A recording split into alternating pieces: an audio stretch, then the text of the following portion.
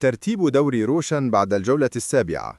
وقائمة الهدافين: الأول النصر، الثاني التعاون، الثالث الهلال، الرابع القادسية، الخامس الأهلي، السادس نيوم، السابع الخليج، الثامن الاتحاد، التاسع الخلود، العاشر الفيحاء، 11 الاتفاق، 12 الرياض، 13 الشباب، 14 الحزم، 15 الفتح، 16 الأخدود، 17 ضمك، 18 النجمة.